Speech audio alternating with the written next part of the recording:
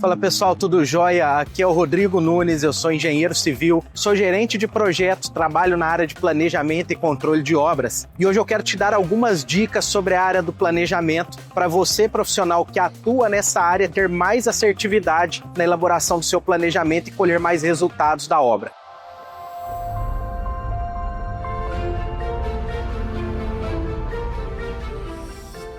Eu vou falar aqui sobre alguns pontos, vou falar sobre o escopo, sobre a elaboração do cronograma e sobre a elaboração do orçamento, para que você entenda como a gente elabora esses documentos. O primeiro documento, e um dos mais importantes dentro do planejamento, eu vejo muitas construtoras tentando começar um planejamento pelo orçamento ou muitas vezes pelo cronograma, e eles acabam errando porque esse documento não se torna um documento executivo. Ele se torna um documento que não tem validade para a obra, apenas muitas vezes para análise de uma viabilidade, de um custo total. Então o primeiro ponto é o escopo. É entender o que eu tenho que entregar, quais são as minhas responsabilidades, quais são os prazos. Vou te dar um exemplo. Algumas coisas são claras, outras nem tanto. Às vezes eu chego num apartamento e falo, pô, tá só no contrapiso, então é porque está faltando assentamento de piso? Muitas vezes não. Ali vai um piso laminado e que esse piso laminado vai ser assentado pelo cliente quando ele receber o apartamento. Então, nessa definição de escopo, a gente entende o que vai ser construído, o que nós temos que entregar e um ponto importante, a gente pega esse escopo e decompõe ele em partes entregáveis do projeto. E aí já fazendo um link com o cronograma e com o orçamento, por exemplo, pintura. Eu vou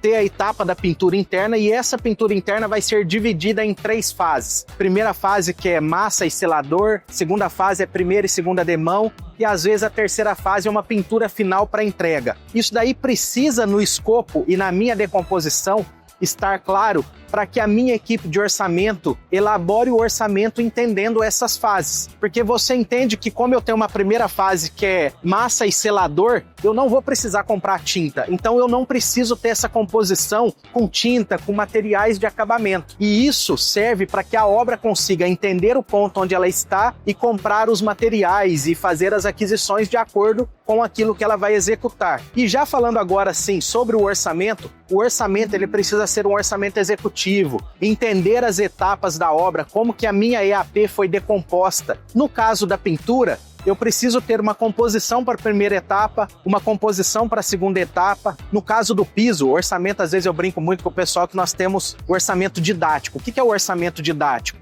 É aquele que nós aprendemos na faculdade. Então eu monto uma composição de piso, que é piso, argamassa, rejunte, mão de obra. Mas a obra contrata, sim? Não, a obra ela não contrata uma composição, ela contrata o piso, então o piso tem que estar separado da mão de obra. Os materiais de assentamento vêm de uma outra empresa, precisa estar separado. E quando isso daí está separado e o engenheiro da obra consegue entender e ter clareza, ele é mais assertivo na aquisição dos materiais. E aí quando nós vamos para o cronograma, nós vamos pegar essa etapa, nós vamos conversar com a obra, entender qual é a disponibilidade de recursos que nós temos para entender qual é o tempo necessário para executar aquilo lá. E um ponto importante, você que trabalha com gestão visual, entenda que na obra, o meu planejamento, ele precisa ser fatiado e cada profissional precisa receber aquilo que faz parte da função dele, da entrega dele. Não adianta, por exemplo, um encarregado de hidráulica ter um baita de um documento lá falando, por exemplo, quando eu vou executar o telhado ou quando eu vou assentar piso. Ele precisa saber no mês aquilo que ele precisa executar